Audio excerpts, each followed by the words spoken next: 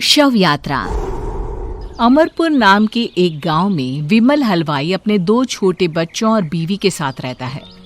विमल की पत्नी ज्योति भूत प्रेत जादू टोने में बहुत माना करती थी। इसका बिल्कुल विपरीत विमल इन चीजों को दक्यानुसी माना करता था। रोज की तरह विमल अपने मिठाई की दुकान जाने के लिए निकलने की हड़बड़ी में होता है। मैं निकलता हूँ ज्योति, देरी हो जाएगी, दुकान भी खोलनी है मुझे। अजी ध्यान से, आज अमावस्या है। रास्ते में कोई कपड़ा या कुछ भी गिरा हो तो उसे लांग मत दीजिएगा, बगल से चली जाइएगा। अरे ऐसे तो तुम मुझे पागल ही कर दोगी क्या? हाँ, मैं नीचे देखकर चलूं कि सामने से कोई गाड़ी घोड़ा आकर मेरे ऊपर से चला जाए? दोनों हालत में तो मेरी ही मौत है। अरे क्यों सुबह सुबह इतनी अपसुगनी बातें कह रहे हो जी? मेरे गांव में तो ऐसा आंखों के सामने होता हुआ देखा है मैंने, इसीलिए कहती हूँ, वरना मुझे क्या, पड़ोसी को तो नहीं कहना चाहती मैं। पति हैं आप मेरे, इसलिए बोल रही हूँ। विमल अपनी मिठाई की दुकान चला जाता है। दुकान पर पहले से ही ग्राहकों की लंबी लाइन लगी हुई थी। ये लो, वहाँ ज्योति अमावस्या को लेकर परेशान है और आज तो हमेशा से ज्यादा ही लंबी लाइन लगी पड़ी है। अच्छी खासी बिक्री होगी आज। विमल दुकान खोलता है। एक के बाद एक ग्राहक उसकी दुकान पर मिठाई ले रहे होते हैं। तभी गांव की एक बूढ़ी औरत विमल से कहती है, जिस तेजी से बिक्री हो रही है, कहीं किसी की नजर ना लग जाए, नींबू मिर्ची टांग ले। अरे क्या चाची तुम भी, ये सब नजर बजर कुछ नहीं होता है। कैसे लोग हैं मेरे आसपास। अपनी दुकान से शाम को विमल हंसते कूदते वापस घर आता है। हाँ, आज तो अच्छी खासी बिक्री हुई है। एक महीने में जितनी बिक्री होती है, एक ही दिन में आज उतने पैसे कमा लिए मैंने। ये तो बहुत अच्छा हुआ जी, आज ही घर की नजर उतारी है मैंने। बिक्री तो अच्छी होनी ही थी। अच्छा, तुम खाना लगा दो, सारा माल बिक चुका है। मुझे शहर जाना होगा, कुछ चीजों की जरूरत पड़ेगी। रात भर मिठाई बनाऊंगा, तब जाकर कल सुबह दुकान खोल पाऊंगा। खाना खाकर विमल शहर जाने के लिए निकल पड़ता है। सुनिए जी, ध्यान से जाइएगा। चौरस्ते पर किसी जादू टोने की चीज पर पैर मत रख दीजिएगा।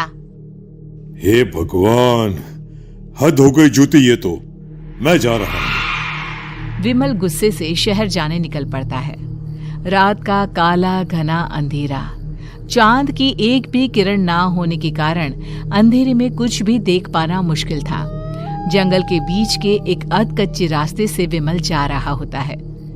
चारों तरफ गुफ अंधेरा और सन्नाटा सुनाई दे रहा था, और सुनाई दे रही थी विमल के पैर के नीचे आ रहे सूखे पत्तों की आवाजें।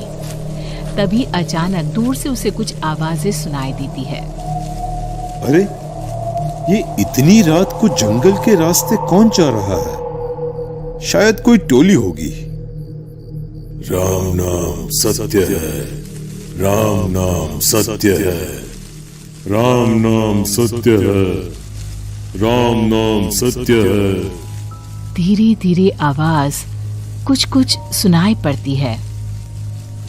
आवाज धीरे धीरे और नजदीक आती सी लगती है। विमल देखता है कि उसके सामने से सजी धजी सफेद कपड़े में लिपटी एक अर्थी निकल रही है, जिसके साथ 5 लोग ही थे। 4 आदमियों ने उसे कंधा दिया हुआ था। एक मटका लिए आगे आगे बढ़ रहा था। विमल के बिल्कुल सामने आकर अर्थी रुक जाती है। उसमें से एक आदमी विमल से कहता है, अरे भाई, जरा अर्थी को कंधा लगाना, मैं बहुत थक गया हूँ, बड़ी मेहरबानी होगी। हाँ भाई, कंधा तो मैं लगा दूं, पर रात को 12 बजे ये शव यात्रा, इस समय कौन अर्थी ले जाता है? तभी विमल को ऐसा लगता है कि शव में से आवाज आई, ये आवाज। मजबूरी है भाई, आप कंधा दीजिए, मैं रास्ते में सब बताता हूँ आपको।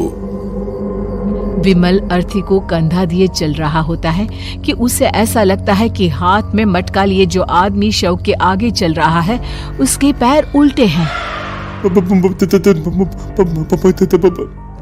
क्या हुआ भाई, हकला क्यों रहे हो? वो आपके साथी के पैर उल्टे। विमल अपनी बात पूरी भी नहीं कर पाता कि वो देखता है कि उस आदमी के पैर तो सीधे ही हैं। अरे नहीं, कुछ नहीं, मुझे शायद वहम हुआ होगा। धीरे धीरे सब आगे बढ़ रहे होते हैं। तब विमल को अचानक लगता है मटके में से एक हाथ बाहर आ रहा है। विमल घबरा जाता है। इसके पहले वो कुछ बोल पाता, कल्लू कहता है, मेरा नाम कल्लू है। हम 6 दोस्त थे, जिसमें से एक को तो तुम सोया हुआ देख रहे हो। इतनी पक्की दोस्ती थी कि जैसे हम सब सगे भाई हैं। पर किस्मत का कोई क्या कर सकता है। आज से 4 साल पहले एक नदी में हम सब नहाने गए थे, जिसमें डूबकर राजेश की मौत हो गई। किसी मजबूरी के कारण हमें उसकी अर्थी को रात को ही शमशान घाट ले जाना पड़ा। हम 5 उसे ले जा रहे थे।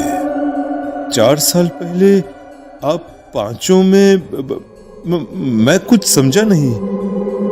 मंकू अपनी गर्दन पीछे घुमाकर अपनी आंखें बड़ी बड़ी कर विमल से कहता है, अरे भाई, पूरी कहानी खत्म होने दो, फिर बीच में बोल लेना, ठीक है?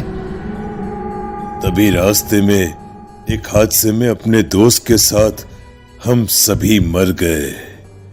वो सामने देखो, हमारा दोस्त। विमल सामने देखता है। उसे दिखता है कि एक ऐसा आदमी जिसका शरीर कई जन्मों से पानी के अंदर रहने के कारण सफेद पड़ गया है। उसकी आंखें बाहर की ओर निकली हुई थी। फिर ये अर्थी किसकी है?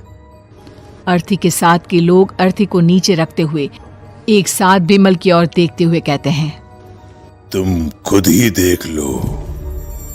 विमल शव पर से सफेद कपड़ा हटाता है। शव की जगह खुद को ही देखकर विमल के होश उड़ जाते हैं। वो शव विमल की ही थी। पलक झपकते ही विमल उस अर्थी की जगह पर होता है।